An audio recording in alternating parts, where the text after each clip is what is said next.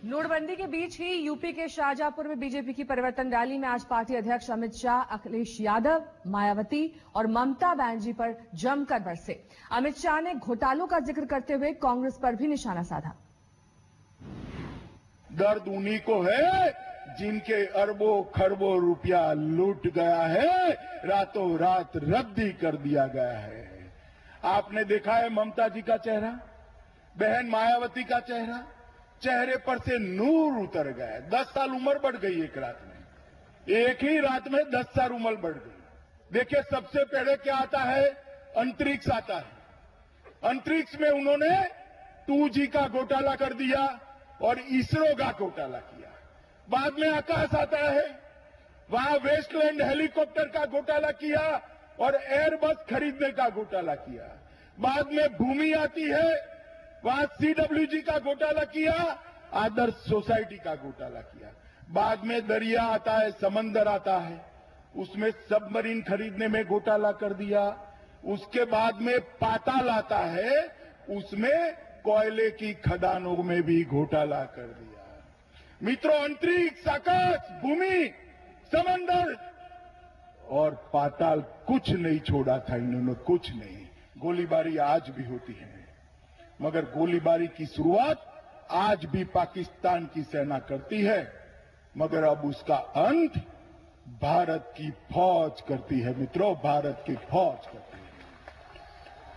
वहां से गोली आती है, यहां से गोला जाता है, ईंट का जवाब पत्थर से दिया जाता है। और इसी रैली में अमित शाह ने अखिलेश यादव पर भी जमकर हमला किया। मोदी जी ने हर 15 दिन में एक योजना लेकर आए और अब तक 2.5 साल के अंदर 92 से ज्यादा योजनाएं युवाओं के लिए, किसानों के लिए, गांव के लिए, गरीब के लिए, महिलाओं के लिए, बेरोजगारों के लिए लेकर आए हैं। मगर ये सारी योजनाएं अधर में अटक जाती हैं, क्योंकि मैं बताता हूं आपको मित्रों, ये योजनाओं को अखिलेश बाबू नीचे नहीं पहुंचने देते हैं। अगर ये योजनाओं को नीचे पहुंचाना है तो एक भारतीय जनता पार्टी की सरकार चाहिए। मेरे पास पूरी सूची है 92 योजनाओं की। अगर आप कहो तो मैं जोर से पढ़ दूं, बड़ी लंबी सूची है, मगर आपको लगे बहुत हो गया है तो रोक लीजिएगा। मैं जोर से पढ़ता हूं। प्रधानमंत्री जनधन योजना, प्रधानमंत्री आवास योजना, सुकन्या समृद्धि योजना, मुद्रा बैंक योजना, जीवन ज्योति बीमा योजना, सुरक्षा बीमा योजना, पेंशन योजना, आदर्श ग्राम योजना, फसल बीमा योजना, ग्राम सिंचाई योजना, गरीब Kalyan Yojana, make in India. अरे भाई, अभी तो शुरू किया है, मगर ये सारी योजनाएं अखिलेश बाबू नीचे नहीं पहुंचने देंगे। ये योजनाएं चाचे भतीजे के झगड़े में अटक कर रह जाएगी।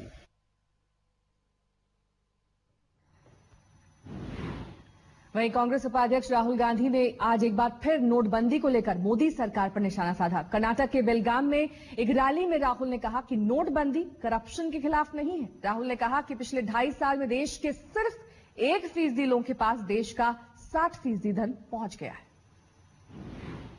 पिछले 2.5 साल में 1% अमीर लोगों के पास हिंदुस्तान का 60% धन हो गया है। और उन 1% में अगर आप और गहराई से देखें तो सिर्फ 50 परिवारों के पास, सिर्फ 50 परिवारों के पास हिंदुस्तान के धन का सबसे बड़ा भाग है। और यही लोग, इनके नाम आप जानते हो, यही लोग नरेंद्र मोदी जी के साथ कभी अमेरिका जाते हैं, कभी जापान जाते हैं, कभी ऑस्ट्रेलिया जाते हैं। नाम जानते हो ना इनके, आप जानते हो ना? 50 परिवार हैं। और सीधे आपको ले चलेंगे मेरी सहयोगी श्वेता सिंह के पास, जो इस वक्त अर्थशास्त्रियों और राजनीतिक दलों के नेताओं से बातचीत कर रहे हैं। नमस्कार, मैं हूं श्वेता सिंह। इन तस्वीरों को देखकर दरअसल आप समझ सकते हैं कि हमारी चर्चा किस चीज पर होने वाली है। ये एक गोल मेज है जिसमें एक तरफ पर राजनीति है, एक तरफ पर अर्थव्यवस्था है, कम से कम उसके नुमाइंदे तो जरूर हैं। और इसीलिए बातचीत से पहले मैं जरा, हालांकि पार्टियों के हिसाब से तो हम समझ सकते हैं कि यहां पर नोटबंदी का जो 50 दिन का की मियाद दी है प्रधानमंत्री ने, यहां पर संबित जी सहमत होंगे 50 दिन में पूरा हो जाएगा। गौरव गोगोई बिल्कुल नहीं। मोहम्मद सलीम सवाल 50 में क्या होगा ये सवाल है। कतार खत्म हो जाएंगे, बैंकों के बाहर खड़ा नोट होने क्या परेशानी खत्म हो जाएगा। हाँ, आप यकीन करते हैं इस पर? ऐसा तो नहीं लग रहा है। हमारे अर्थशास्त्री क्या इस बात पर यकीन करते हैं? प्रोफेसर खन्ना, राजीव जी, सुनील अलग जी। आई एम सेइंग मेरे लिए तो एंड जनवरी में खत्म, एंड जनवरी में खत्म हो जाएगा। ये इश्यू नहीं है, इससे फायदा क्या होने वाला है, ये इट्स अ बिग हम क्वेश्चन। धीरे धीरे उस धीरे पर वो आएंगे, भी लेकिन आएंगे। क्या वो क्योंकि आम लोग जो हैं वो उस 50 दिन की तरफ देख रहे हैं अभी कि वो काउंटडाउन उनके लिए शुरू हो चुका है।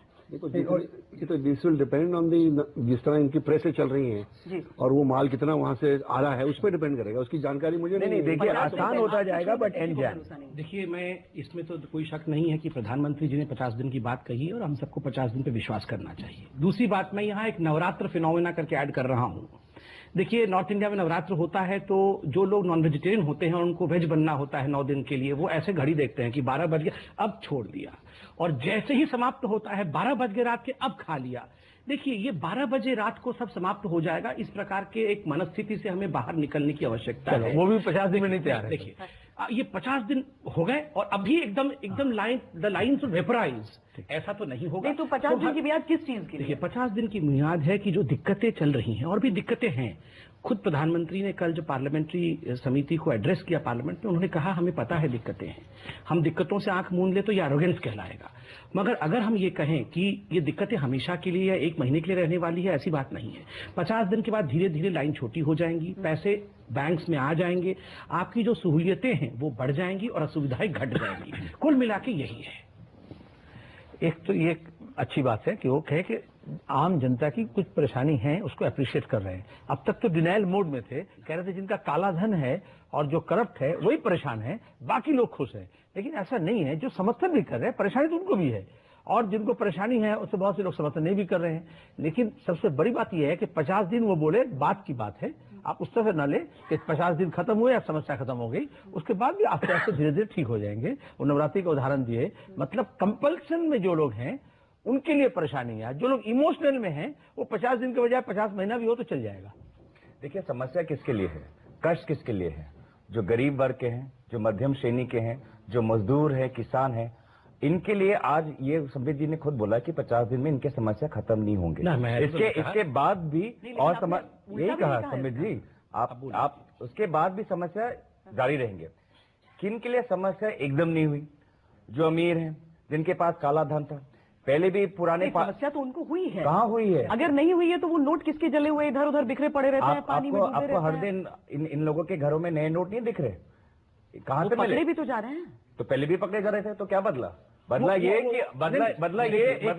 कि गरीब कष्ट में है। हाँ। बदला ये कि किसान की जो आमदनी है वो कम हो गई। बदला ये जो सारे इंडस्ट्री है वो कम हो गए। स्थिति कोई नहीं बदली, और यही हम कांग्रेस से बोल रहे हैं कि मौद्रिक नीति के बाद स्थिति कुछ नहीं बदलने वाली, ना काले धन पे, ना आतंकवाद पे। लेकिन गरीब को जो आज एक चोट पहुंची है, ये चोट सिर्फ ये 50 दिन की नहीं, जो किसान की जो आमदनी है, जिसके परिवार में कोई मृत्यु हुई है, क्या उसका 50 दिन में उसका क्या दर्द चला जाएगा? वो दर्द जीवन भर रहेगा। आज 100 लोगों की जो हत्या हुई है, उन परिवारों की जो उनकी दर्द है, जीवन भर रहेगी। ये डिबेट नहीं होगा। अगर आप मृत्यु के बारे में बात करेंगे तो डिबेट देखिए, मृत्यु के लिए आपको चिंता नहीं होगी, इसमें हमारा कोई कारण नहीं।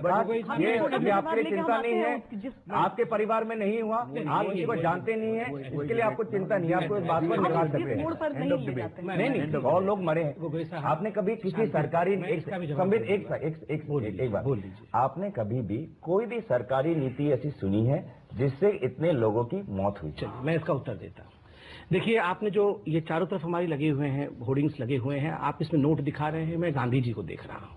चारों तरफ से जिस फकीर ने हमें आजादी दिलाई, वो आज ऊपर से सोच रहा होगा ये देश आखिर बढ़ेगा भी कि वैसा ही रहेगा। मैं एक बड़ी बात बताता हूं, विगत 7 वर्षों से जो हमारा देश है, देश का जो प्लान्ड बजट है, बैठे इकोनॉमिस्ट मेरे को अगर गलत हो तो ठीक कर देंगे, 4.20 लाख करोड़ से लेकर 4.80 लाख करोड़, ये 5 लाख करोड़ के आसपास का बजट बनता है। उसी में आप में एलोकेटेड है, कृषि के लिए इतना जाएगा, सड़क के लिए इतना जाएगा, सर्व शिक्षा अभियान इतना जाएगा, सब कुछ फिक्स्ड हो रखा है।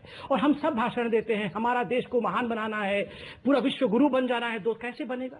जब तक ये अमाउंट जो आप प्लान्ड बजट में खर्च करते हैं ये बढ़कर 10 लाख करोड़ 15 लाख करोड़ नहीं होगा। ये हम भाषणबाजी करते रह जाएंगे सालों तक कि मेरा देश विश्व का सबसे बड़ा देश बन जाएगा, नहीं होने वाला है। उसके लिए कैसे, you have to change drastically. आपको कोई एक ऐसा कदम उठाना पड़ेगा जिससे ये बेस बढ़े। किसके लिए? ताकि गरीबों के लिए स्कूल बन सके, सड़क बन सके, कॉलेज बन सके, हॉस्पिटल बन सके। और आप लोग हमेशा पूछते थे इतना बड़ा मैंडेट मिल गया, वो बिग बोल्ड रिफॉर्म कब होगा? अब मैंडेट मिला, एक हिम्मत लेके करप्शन को औंधे एकदम टकरा के हमने उसके साथ लड़ाई शुरू की है। इतना बड़ा कदम लिया। देखिए, हाथ जोड़ के गरीब हमें समर्थन दे रहा है, वो जानता है तकलीफ है। मैं तो अपने मित्रों से कहूंगा, आप भी जानते हैं दिल के अंदर कि ये बहुत बड़ा कदम हो गया है, फिर भी क्यों लड़ रहे हैं मेरे भाई?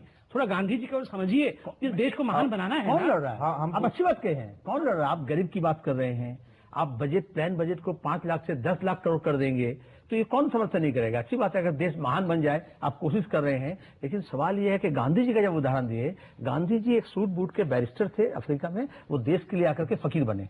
और मोदी जी जो फकीर की बात कर रहे हैं ना, वो एक फकीरी से वो अमीरी तक गए और सूट बूट बन गए। तो दोनों में उदाहरण एक साथ नहीं होगा। मैं जो कह रहा हूं कि आप अगर विकास के लिए सोच रहे हो कि ये रुपए बैंक में जमा हुआ, जो गरीब को आप सिखा रहे हो, ड्रीम बेच रहे हो कि ये रुपए से बजट में बढ़ जाएगा, तो ये तो डिपॉजिट है किसी का ना किसी का।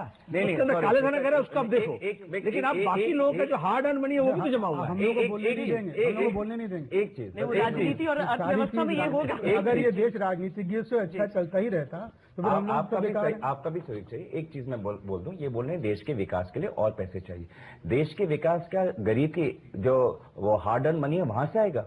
इन्होंने क्या इंडस्ट्री टैक्स बढ़ाई, इन्होंने कॉर्पोरेट टैक्स बढ़ाई। ये जो पैसा की बोल रहे हैं किसका पैसा है? ये 99% जो गरीब के जो हार्ड अर्न उसके पैसे हैं। अब जिस असर की बात आप कर रहे थे, जिस मोटिव के साथ ये शुरू हुआ था, 50 दिन में वो कतारें रहेंगी नहीं रहेंगी, ये चलिए आम आदमी सोचे उसके बारे में। लेकिन जो इकोनॉमी है, जो अर्थव्यवस्था है, वो संतुष्ट है अभी तक? उसके 50 दिन का मियाद क्या निकालेगा? मेरा ये मत है, मैं इस नोटबंदी का समर्थक था पहले 2 हफ्ते में कि अच्छा होगा, परंतु जब मैंने लाइनें और उनके हाहाकार और उसका आर्थिक इम्पैक्ट देखा कि गांवों में जो लैंडलेस लेबर है उसकी इनकम गिर गई है और इनका प्लान है उसको डबल करने के लिए। अरे डबल क्या, 10% बढ़ने की बजाय उसको 20% आपने गिरा दिया एक एक्शन से। एक जो इंडस्ट्रीज, टी गार्डन बंद हो गए असम में, पैसा नहीं है उनको देने के लिए। तो मुझे लगता है ऐसे कई आपको उदाहरण मिलेंगे जिससे ये देखने में आएगा कि जो लोग इसको कर रहे हैं उनको आर्थिक विकास की बात वो करते हैं, परंतु जो नीति बननी चाहिए आर्थिक विकास के लिए, जो प्लानिंग होनी चाहिए, जो फोरसाइट होनी चाहिए, जो रिसर्च होनी चाहिए, उसके बिना इन्होंने एक्सपेरिमेंट किया है। और हिंदुस्तान की जनता को एक्सपेरिमेंट ही है। आपने 10 लोगों को बैठा के और बिना डिबेट करे अपने उसके कहानी को आपने कर दिया। आप कर सकते थे व्हाइट पेपर, आप जब पावर में आए थे, ये प्लान आपका था जब आप पावर में आए। आपके मैनिफेस्टो में इसका जिक्र नहीं है, आपको पता नहीं था। जो ब्यूरोक्रेट आपका पुड़िया फुला रहे हैं उसको आप पब्लिक को दिए जा रहे हो। आपका पॉलिटिकल प्लान क्या था? You never had a political plan to do it. आपका पॉलिटिकल प्लान था कि स्विस बैंक का पैसा लाएंगे, $1 आया नहीं तो उसको कॉम्पेंसेट करने के लिए आपने गरीबों की लाइन लगा दी और आप कहते हैं हम उसको टैक्स करेंगे। हम पहले इसको हम इकोनॉमिक्स के बीच में भी पॉलिटिशियंस को आना पड़ेगा, क्योंकि इकोनॉमिक्स का डेफिनेशन हम पहले ये तो आप पॉलिटिशियन की तरह बोल रहे थे, मैं तो घबरा गया था कि इसमें देखिए ये एक्सपेरिमेंट नहीं है और ये बात जो है वो ये एक बहुत बड़ा और एक मुझे ख्याल में एक बहुत बोल्ड स्टेप है। और कई बोल्ड स्टेप्स के साथ में 2 चीजें लगी होती हैं। एक तो ये कि उनका कुछ ना कुछ राजनीतिक मसौदा होता है और इसमें भी है राजनीतिक मसौदा, वो होना भी चाहिए।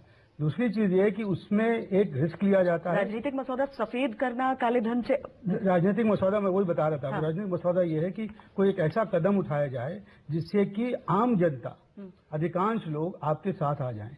और ये चीज अभी हुई है इसमें, जैसे कि 1969 में इंदिरा गांधी जी के साथ हुई थी, तो उन्होंने बैंकों का राष्ट्रीयकरण किया था। उसी तरह से ये लोग ये कहना कि उन्होंने जब राष्ट्रीयकरण किया था तो उससे सारी गरीबी हट गई, ये तो नहीं मानने की बात है। वही चीज अभी भी है कि आज गरीबों को ये लग रहा है, क्योंकि जितने लोग वहां लाइन में खड़े हैं वो बार बार 70-80% लोग ये कहते हैं हम इसको सपोर्ट कर रहे हैं। और ये जो बात आप कह रही हैं कि ये 50 दिन में बात क्या खत्म होगी नहीं होगी, जो पैसा बैंकों में डिपॉजिट हुआ है वो ये नहीं है कि वो व्हाइट मनी हो गया है, वो अभी भी ब्लैक मनी है। और जो गोगोई साहब बात कह रहे हैं कि क्या अमीरों का क्या होगा, उनकी तकलीफें अब इंशाअल्लाह बढ़ेंगी, क्योंकि उनकी तकलीफें बढ़ना चाहिए। क्योंकि जैसा कि आरबीआई और आईटी डिपार्टमेंट ने कहा है कि वो बिग डेटा एनालिटिक्स का इस्तेमाल करते हुए इस सारे पैसे को, जिसकी कि पहली बार अब पेपर ट्रेल आई है, उसका वो हिसाब लेखा जोखा लेंगे। और जो गरीब हैं, जिनको की तकलीफ हुई है, जिनकी की नौकरियों पर जो है वो कुठाराघात हुआ है बहुत सी जगह पर वगैरह, उनकी नौकरियों की हालत बेहतर होगी। एक आखिरी चीज बस ये कि जो जितनी भी ये आर्गुमेंट कृषि क्षेत्र की है वो अधिकतर जो है वो बेबुनियाद है। वो ये क्योंकि खरीफ की जो फसल हार्वेस्ट हुई थी उसमें शुगर केन और पैडी, ये दो अधिकांश चीजें होती हैं। शुगर केन आज से 25 साल से सीधा क्रेडिट पे बिकता है, वो मिलों में जाता है और मिलों से सीधा पैसा उनके बैंक अकाउंट में क्रेडिट होता है। कोई फार्मर को कैश मिलता ही नहीं, कभी पर्ची मिलती है। और पैडी की जहां तक बात है, चावल की जहां तक बात है, वो सारा का सारा एफसीआई प्रिक्योर कर सकती है, करा है, और वो भी क्रेडिट पे होता था। जो नुकसान हुआ है वो है जो लोग सब्जी और फल उगाते हैं, क्योंकि वहां पर जो बड़ी मंडियां हैं गाजीपुर और आजादपुर वगैरह की, वहां के जो आढ़तिये हैं वो सिर्फ कैश पे डील करते थे। तो इसलिए ये कदम उठाना मोदी जी का अपने ही सबसे बड़ी कॉन्स्टिट्यूएंसी के खिलाफ, जो कि ट्रेडर कॉन्स्टिट्यूएंसी है, ये इस बात को दिखाता है कि उन्होंने इतना बड़ा रिस्क इसलिए लिया कि उन्हें लगता है कि उनको इससे राजनीतिक फायदा होगा। और जैसा कि अखिलेश यादव ने कहा है अभी, हाथ कंगन को आरसी क्या, यूपी का इलेक्शन हुआ जाता है, रेफरेंडम हो जाएगा। क्योंकि तब तक तो सब पूरी मियाद खत्म हो चुकी होगी, तब तक सब जान जाएंगे क्या हुआ क्या नहीं। मैं तो सिर्फ इतना कहूंगा कि आप अगर डीमोनेटाइजेशन या रीमोनेटाइजेशन जो भी आप कहें, सिर्फ एक ही मूव होने वाला है तो मेरे ख्याल पूरा डिजास्टर होने वाला है। बट मोदी जी उस तरह के आदमी नहीं है कि भाई सिर्फ डीमोनेटाइजेशन करके अब हाथ के ऊपर हाथ रख के बैठ जाइए आप। उनका पूरा प्लान है कि भैया देखिए, अगर हमारी लिक्विडिटी बढ़ी, समझे कि आप कह रहे हैं कि 4000 करोड़ जो लाख करोड़ जो था सब आ गया बैंक में, क्या फर्क पड़ा देश को? सब अब रिकॉर्ड हो गया, अब पूरा ट्रेल आ गया। अब हमारा देश जो सिर्फ 3% इनकम टैक्स देता है, अगर 7-8% भी बढ़ गया इसके लिए तो टैक्स तो कम होगा ही। You will have to reduce the taxes. कोई भी नहीं सोच रहा है। देखिए 2-3 महीने एक कंट्री के लाइफ में कुछ भी नहीं होता है। आप चिल्ला किसके रहे, 50 दिन 40 दिन ये वो, nothing of the sort. And result क्या होगा? अगर आप बजट के बाद 1 फरवरी बजट आ रही है, वहां पे देखिए अगर कुछ भी नहीं हुआ तो मैं भी इनके साथ हाथ मिलाऊंगा, भाई साहब ये तो बड़ा डिजास्टर हो गया। कोई भी इंतजार नहीं कर रहा है, इंस्टेंट ग्रेटिफिकेशन हमें चाहिए। आपने कहा 30 दिन में करेंगे, 31 दिन आपने किया, मारो। ये जो हमारा जो एटीट्यूड और डीएनए है कि कैश जहां हाथ में आया, मैं तो खुला कहता हूं हमारे इंडियंस में डीएनए के भाई अब मैं करप्ट कैसे हो जाऊं, इसको कैसे कैश दे दूं। अब ये पूरा जब डिजिटल हो जाएगा, इतने 3 महीने में नहीं होगा। ये स्टेप देखिए, हमारा पैरेलल इकोनॉमी जो है सबसे बड़ा है दुनिया में। अगर 3 ट्रिलियन रुपीस का है, 2 ट्रिलियन इज व्हाइट। व्हाइट माने जो टैक्स देते हैं। मनी इज नेवर ब्लैक और व्हाइट। ब्लैक तब होता है जब आप टैक्स नहीं देते, व्हाइट हो जाता है जब आप टैक्स देते हो।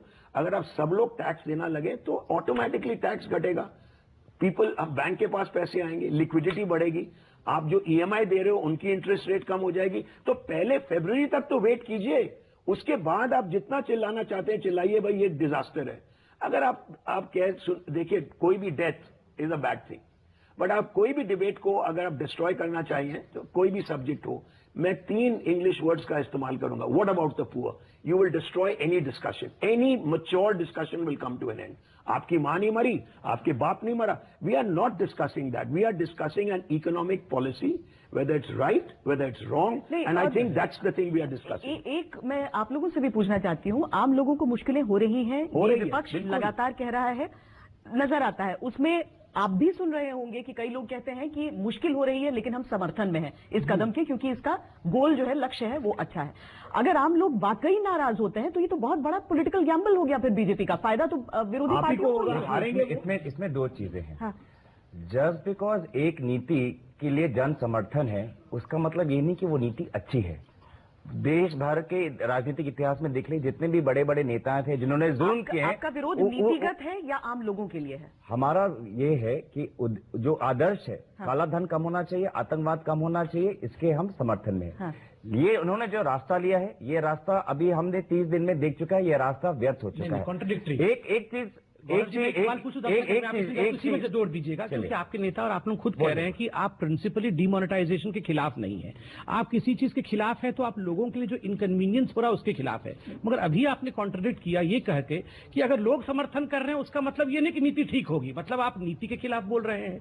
मगर आपके राहुल गांधी और बाकी तमाम लीडर तो कह रहे हैं कि हम लोग डिमोनेटाइजेशन को अपोज नहीं कर रहे, उसको रोल बैक मत करिए, इंप्लीमेंटेशन पे चर्चा करिए। एक रखे हो गया, लोग भी ये कह रहे हैं कि आदर्श जो है कालाधन कम होना चाहिए, आतंकवाद कम होना चाहिए, लोग भी आदर्श के साथ हैं और लोग भी ये कह रहे हैं कि भैया हमें कष्ट हो रहा है। अब हमें ये बताना है कि इन्होंने एक नियम बनाया था शुरुआत में कि 2.5 लाख से ऊपर जो भी जमा करेगा बैंक में पैसा उस पर कड़ी निगरानी होगी। कितना कड़ा हुआ? आज विभिन्न प्रकार के नियम निकल चुके हैं, चाहे जनधन, चाहे एक सारी जो कंपनी है उसके विभिन्न लोग हैं, एम्प्लॉयज हो, उनको यूज हो चुका है। आज देखिए इतने सारे पैसे कैसे आ गए। जितने भी एक्सपर्ट्स थे जो शुरुआत में बोल रहे थे कि अराउंड 3 लाख 4 लाख करोड़ वापस नहीं आएंगे, ये काला धन है, ये एक्सटिंग्विश हो जाएंगे, इससे आरबीआई को फायदा होगा। आज तो वो नहीं हुआ। दूसरी बात ये है कि मैं बता रहा हूं कि आने वाले दिनों में, आज नहीं, आज तो माहौल अलग है, आने वाले दिनों में जब इसका मूल्यांकन होगा, सबसे ज्यादा ऐतिहासिक अहंकारी निर्णय इसे कहा जाएगा जिस निर्णय में प्रधानमंत्री जी ने अर्थशास्त्र के एक्सपर्ट्स को ना पूछ के 1-2 लोग जो सरकार के भी प्रतिनिधि नहीं है, चीफ इकोनॉमिक एडवाइजर भी नहीं है, उनके आधार पर ऐसी एक निर्णय बनाई है जिसका लोगों का इतना ये नुकसान हुआ है। मैं बता रहा हूं आने वाले दिन में सबसे ज्यादा अहंकारी ये निर्णय जिसके कारण देश के ग्रामीण क्षेत्र में, इंडस्ट्री में, स्मॉल माइक्रो इंडस्ट्री में आग लग चुकी है। मैं इसका जवाब देता हूं। बहुत लंबा इन्होंने प्रश्न पूछा है। पहली बात है, मैं आपको एक उदाहरण देके पूछूंगा और मैं बड़ा आश्चर्यचकित होता हूं कि ये सब सच्चाई जानते हुए भी हम लोग आंख नीच करके कैसे बैठे थे।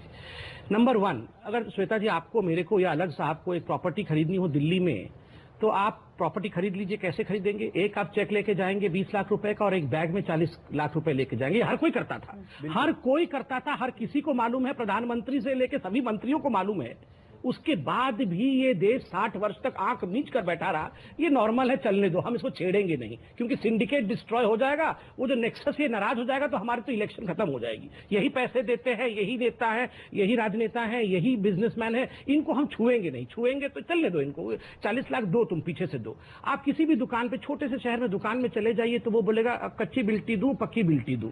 आप आंख बंद करके मुझे कच्ची दे दो, छोड़ दो ना, वो मुझे कम सस्ता दो मगर छोड़ दो। ये देश कैसे चलेगा? ये सब कोई जानते थे। जानने के बावजूद भी हम द्रौपदी का चीरहरण अपने सामने होने दे रहे थे। कोई वस्त्र देने को तैयार नहीं था। एक व्यक्ति ने हाथ उठाकर वस्त्र देने की क्या कोशिश की है? सब लोगों ने क्यों वस्त्र दिया, क्यों वस्त्र दिया? और इकोनॉमिस्ट है खन्ना साहब, मैं बहुत इनका इज्जत करता हूं। इन्होंने कहा डिबेट होना चाहिए था। ये सबसे पहले, अरे डिबेट होता तो मूल कारण ही ध्वंस हो जाता। अगर डिबेट होता कि ये करे या ना करे तो सारा सोना खरीद लेते, सब जमीन खरीद लेते। एक second, I will only say one thing. एक सेकंड, जो 2.5 लाख की बात की है, मैं आई जस्ट वांट टू से एज अ ले पर्सन, आप मिसकम्युनिकेट पब्लिक को मत करिए। उन्होंने कहा है कि 2.5 लाख रुपए बिना वजह, बिना कोई किए हुए आप डाल सकते हैं। अगर आप 2.5 लाख से ज्यादा डाल रहे हैं, मैं क्लियरली कह रहा हूं, माई वाइफ 6 लाख रुपए उनके पास था, मैंने कब पूरा डाल दिया, क्योंकि मैं निकाल रहा हूं अपने बैंक से, वो बचा रही है, मैंने कहा डाल दो। तो अगर आपके पास लॉजिक है तो आप 15 लाख भी डाल सकते हैं। प्लीज डोंट टेल एनीबॉडी के 2.5 लाख का लिमिट है। 2.5 लाख तक अगर आपके पास कोई डिफेंस नहीं है, कोई भी नहीं पूछेगा। और अभी भी इनकम टैक्स जो कह रही है, द लेटेस्ट सर्कुलर इज, सबके पास एक लेटर आएगा, आप रिप्लाई कर दीजिए in writing, they will look at it, they will see it's okay, कोई हरासमेंट नहीं होगी। Please communicate correctly. छोटी सी बात जो गौरव कह रहे थे ना, और जो बहुत से लोगों की मान्यता थी कि अगर उस पहले 2-3 हफ्ते में रुपयों की बॉनफायर हो जाती, रुपए सड़क पे गिर जाते, नदियों नालों में बह जाते तो बड़ा अच्छा होता। तब वो इस बात का एग्जाम द्योतक होता कि काला इकोनॉमी पकड़ा गया। इससे इतनी अराजकता फैलती इस देश में, इतना ज्यादा सामाजिक क्लेश होता कि आप यकीन नहीं कर सकते थे। तो मुझे लगता है कि जो जिस तरह से ब्लैक मनी काफी आसानी से बैंकों में कलेक्ट हो गया है और अब एक बिल्कुल निशाने पर है इनकम टैक्स के और आरबीआई के कि इसको हम पकड़ जा सकते हैं, ये कहीं बेहतर अभी अगला बिल्कुल अभी अगला कदम भी बहुत मुश्किल हो जाता है, क्योंकि आपने प्रॉपर्टी की बात की। जो कॉलेज स्टूडेंट्स होते हैं जो रेंट पे रहते हैं, उनके सबके मकान मालिक ने कहा है कि हमें तो कच्चा पैसा दो, नहीं तो कोई तरीका नहीं है। कितने लोग जाएं, कहां जाएं, पुलिस के पास जाएं, क्या करें? उस ऑल्टरनेट व्यवस्था की भी थोड़ी सी एक मुश्किल लगती है। कह रहा था देखिए, जो ये आदर्श कहे, मैं उस आदर्श नहीं कहता हूँ। लक्ष्य घोषणा की गई, बाद में ये देखा गया 1 महीने बाद भी, अब लोग भी देख रहे हैं कि वहां से लक्ष्य शिफ्ट हो रहा है। ये आतंकवाद से लड़ने के लिए, कालाधन से लड़ने के लिए, फेक करेंसी से लड़ने के लिए, भ्रष्टाचार से लड़ने के लिए, सिस्टम में भ्रष्टाचार है, उससे कालाधन प्रोड्यूस हो रहा है। जैसे वो कहे कि कालाधन और साधाधन ले जाके फ्लैट खरीदते हैं, तो आपने ये जो बोल रहे हैं कि सीधा प्रहार कर दिया, आप इसे भ्रष्टाचार को निस्तनाबूद कर दिया, ऐसा नहीं है। भ्रष्टाचार है बोल करके उसी कालाधन के रुपए के मालिक, चाहे जनधन के खाता में हो, चाहे बेनाम में हो, चाहे वो कमीशन से हो, चाहे वो बैंक से या लॉजिस्टिक के कंपनी से नोट कर निकाल करके बदल रहे हैं, क्योंकि तंत्र में भ्रष्ट है अगर। और दूसरी बात यह है, ये टारगेट होना चाहिए था। फिर आप जो कहे, जो बच्चा यहाँ पे हॉस्टल हम उसे नहीं दे पाए, वो मेस बना के रहते हैं, और जो किराया दे रहा है वो टैक्स नहीं देता उसका, इसलिए वो दिखाता नहीं कि हम किराया दे रहे हैं। अब आप जो ये प्रॉपर्टी डील जो कर रहे थे या सिंडिकेट जो थे, जब सबको मालूम है मंत्री से लेकर प्रधानमंत्री को, तो आपके ये टारगेटेड होना चाहिए था। जैसा डार्ट में होता है ना, टारगेट करके आप मारते हो, आपने टारगेट कुछ बोला और निशाना कहीं साधा, इससे गलती हो गई। सब लोगों को आप कहें कि जितना रुपए है 500-1000 का, सब जाके धोबी घाट में जाओ और धुला करके देखो उसमें सादा या काला है। बल्कि जहां धब्बा था और दाग था, उसको आपने स्विस लॉन्ड्री में भेज दिया, वहां से वो वाइट कर लेंगे। लो, आपको बाईपास कर दिया। आपने इतने बाईपास किए, ये कह रहे हैं कि बहुत अराजकता फैल जाती है अगर सबका नोट एक साथ अगर खराब हो जाता, तो आपने इतनी एवेन्यूज और बाईपास दे दिए जिसमें जिनको जहां पहुंच थी, जिसका जितना रिच था, नेटवर्क था, वो उसको बदलने का कोशिश कर लिया। और जो आम जो लोग, जिसको डेली वेज अर्नर है, वो जो पैसा 500 का अगर लेगा तो उसके पास नहीं है, जो चाय पत्ती प्लग कर रहा है। ये जनाब कहें अभी अर्थशास्त्री हैं, लेकिन प्रैक्टिकल मैं समझता कोई अनुभव नहीं है। मैं जिस क्षेत्र से आता हूं वो धान का इलाका है, पैडी का इलाका है। पैडी एफसीआई खरीदती थी पहले, सरकार आस्ते आस्ते उसको, पहले पिछली सरकार से ही एफसीआई अब डायरेक्टली खरीदती नहीं है। सुन लीजिए, राज्य सरकार हो या एजेंसीज हो या राइस मिल हो, उनके जरिए से खरीदते हैं। और जब धान खरीद आया बाजार में, उस वक्त कोई खरीदने वाला नहीं था। मैं बंगाल से आता हूं, बंगाल की सरकार भी अब कह रही है हमारे पास पैसा नहीं है, हम चेक से देंगे। और जब तक धान जो है डिस्ट्रेस सेल होना शुरू हो गया, सरकार की जो घोषित पैसा होती है, उससे पहले जो आड़तदार हैं, वो जैसे भी हो, कूपन से हो, जैसे बोलते हैं कि शुगर केन वाले का वो किराया खरीदता है, बाद में पैसा देता है, तो वो उसका जो डिस्ट्रेस सेल है वो ले लिए, और जो किसान है वो मर गया। मैं साफ साफ बोल रहा हूं। इसलिए मन में आप अगर देखेंगे हिसाब में, क्विंटल के हिसाब में देखेंगे, तो उसको जितना सरकार का घोषित लक्ष्य किया था कि हम 1.5 गुना देंगे, और उसको भी आधा में बेचना पड़ा, और वो परेशानी हो गई। आप उस परेशानी को स्वीकार नहीं करेंगे तो गलत होगा। दूसरा बात है कि जो कैश में ट्रांजैक्शन किए वो सब कालाधन है। कौन बोला सब कालाधन पैसा आ गया? जैसे आपके वाइफ के बारे में कहे, मैं कह रहा हूँ कालाधन अगर उसके पास हिसाब है, हिसाब वही तो बोल रहे थे। अब एग्रीकल्चर में टैक्स नहीं था, वही मैं कह रहा हूँ, टैक्स नहीं दिया मतलब ये नहीं है कि उसके पास वो कालाधन। वही मैं कह रहा हूँ, उसका लॉजिक मैं कह रहा हूँ। आप जो सुनील जी कहे, मुझे लगता है मैं वही कह रहा हूँ, सवाल ही आएगा आपके पास। बहुत ज्यादा सवाल आप एक जवाब दे देता हूँ। सिद्धांत रूप में अगर ये सही तरह इंप्लीमेंट होता, योजना रूप से होता, तैयारी के साथ होता, और ये समझ के होता कि कौन से सेक्टर्स कैश बेस्ड इकोनॉमी है, कहाँ फॉर्मल ट्रांजैक्शंस हैं, कहाँ इनफॉर्मल इकोनॉमी है, और उस तैयारी से होता तो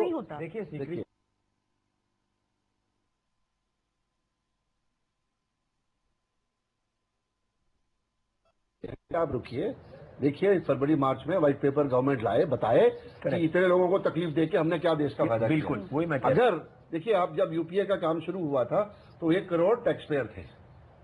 जब आर्थिक विकास शुरू हुआ था, इकोनॉमिक रिफॉर्म का प्रोसेस 91 में, तो 1 करोड़ के करीब टैक्स पेयर थे। आज 4 करोड़ हो गए।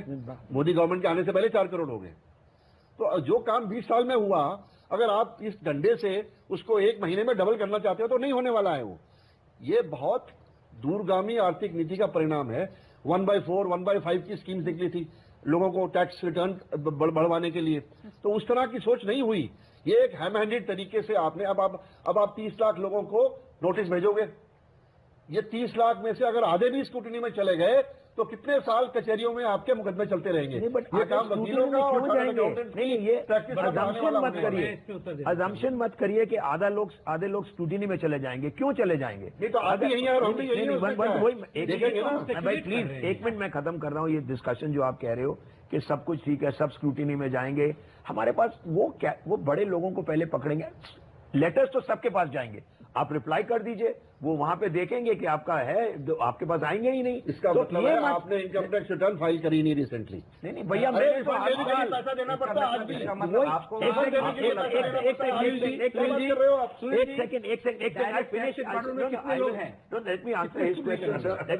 Question your right. वो मैं शुरुआत में कहा कि हमारे डीएनए में करप्शन है। आप कह रहे हैं 1 महीने में चेंज हो जाएगा, नहीं। अब कोशिश हो रही है कि हम तो we are innovative in how to bring about corruption in our country. यहां से भी कैश कर लो, वहां। अच्छा, जो लड़का, मैं कह रहा हूं, एक सेकेंड, आप मेरे पास कोई भी आए, आपके पास आप कहने मेरे पास कैश नहीं है, मैं नहीं दूंगा। 4 लोग और कह दे नहीं दूंगा, कहां जाएगा? सेकेंड गाय से मैं देता हूं। So you have to stop it. We have to stop this corruption ourselves. देखिए, अगर करप्शन स्टॉप करनी है तो पार्टीज के लीडर्स कहें हम पॉलिटिकल डोनेशन चेक से लेंगे, कैसे लेंगे? नहीं, क्या बात कर रहे हो? 80% डोनेशन कैसे ले रहे हैं आज भी? जवाब दे रहा हूँ सर, जवाब दे रहा हूँ। नंबर 1 सर, देखिए, मैं बड़े ध्यान से सुन रहा हूँ, सारे इकोनॉमिस्ट को सुन रहा हूँ, सबके अपने अपने राय हैं, अच्छी बात है।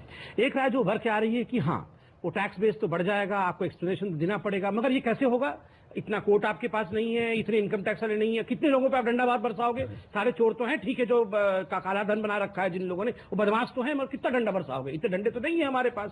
ये कौन सा एजम्पशन है जी? करेक्ट, कि बदमाश तो है, ये मर्डरर भी हैं, ये बदमाश भी है, मगर हमारे पास इतनी पुलिस थोड़ी, ऐसे अच्छा है कि छोड़ दो इनको। कुल मिला के ये है कि शरीफ आदमी के भी डंडे पे जाओ। बिल्कुल नहीं, यही तो कर रहे हैं, सबको एक ही लाइन में लगा दिया। शरीफ आदमी आप लोगों को सुन रहा था सर, सुन लीजिए, शरीफ आदमी की भी सुन लीजिए, थोड़ा डंडा मत बरसाइए। राजनीति में शरीफ आदमी कब से जाने लगे बताइए मुझे? तो जब से इकोनॉमिस्ट जा रहा है सर इकोनॉमी में, शरीफ आदमी इकोनॉमी में तो जा रहे हैं, शरीफ आदमी तकलीफ नहीं देता है। अपना विषय रख दो सर। देखिए, ये प्रिजम्पशन कि हमारे पास सिस्टम नहीं है, इसलिए एक स्टेटस कोइस्ट बने रहे। चोरी चल रही है तो चलने दे, टैक्स नहीं चल दे रहे हैं तो नहीं देने दे, क्योंकि हमारे पास उनको पकड़ने का सिस्टम नहीं। कहीं तो श्वेता जी ये बदलेगा ना। तो एक व्यक्ति ने सिस्टम बदलने की कोशिश की है, ये लूटने की कोशिश नहीं की है। दूसरी बात, मैं दोनों, अपना मेरे भाई बैठे हैं, दोनों के भाइयों को जोड़ते हुए बात रख रहा हूं। अभी बहुत बड़ी बात सलीम साहब ने कही। सलीम साहब, आप लेफ्ट के हैं, लेफ्ट का मेन फाइट रहता है कि गरीबों की हक की लड़ाई कैसे हो, न्यूनतम मूल्य कैसे मिले, मिनिमम वेज कैसे मिले। आप देखिए, आप खुद जानते हैं कि मिनिमम वेज की लड़ाई में हम हस्ताक्षर कराते थे कि 8,000 ले लो तुम काम करके, देते थे 2,500 3,000, बाकी हमारे कॉन्ट्रैक्टर के जेब में जाता था। 10.5 lakh Assam tea garden worker है, उन सबका अकाउंट खुल गया है, सबका खुल गया है, अकाउंट में पैसे गए हैं। आप 8,000 पे साइन कराते थे, 8,000 ही भेजना पड़ेगा। मैं बोलता हूँ रातों रात ठीक नहीं हो जाएगा, मगर आपका न्यूनतम वेज वाली लड़ाई हम लड़ रहे हैं, आप नहीं लड़ रहे हैं। सुनिए, मैं कंप्लीट कर दूं। दूसरी बात सर, दूसरी बात, आपने कहा कि उनको प्रैक्टिकल नॉलेज नहीं है, आपको प्रैक्टिकल नॉलेज है। बोला खेती का मैं क्षेत्र से आता ना, आप बड़े हैं, आप बड़े हैं, आप बड़े भी हैं और एक्सपीरियंस भी है, मगर थोड़ा सा मजाक भी तो कर सकता हूँ आपके साथ। एक